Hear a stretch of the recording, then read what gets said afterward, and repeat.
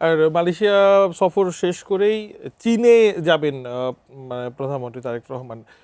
চীন সফরের প্রাক্কালেও বেশ কিছু ঘটনা ঘটছে বা মানে বেশ কিছু ডেভেলপমেন্ট অনেকেই মনে বিশ্লেষণ হয়তো বা করছেন। চীন সফরের তাৎপর্যটা আপনার কাছে সংক্ষেপে জানতে চাই।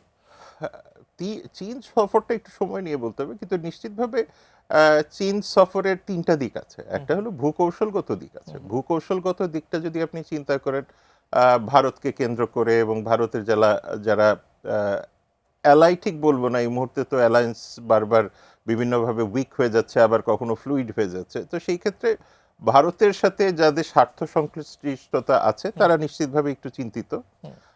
অর্থনৈতিকভাবে বাংলাদেশের ডোমেস্টিক ইকোনমির জন্য খুবই গুরুত্বপূর্ণ, কারণ এইখানে আমাদের বেশ কিছু অর্থনৈতিক বিষয় আছে। যেমন এই গভর্নমেন্টের একটা বড় এজেন্ডাই হলো গ্রিন টেকনোলজি এবং ইলেকট্রিক ভেহিকেলে কনভার্ট করা। তো সেই জায়গাতে একটা বড় ইস্যু আছে। এবং সেই সাথে থার্ড যেটা হলো সেটা হলো যে আপনার ওভারঅল স্ট্র্যাটেজিক কোঅপারেশনটাকে বাড়ানো। এখন এটা দেখতে হবে যে এটা কোন সেক্টরে আমরা সামনে আলাপ করব।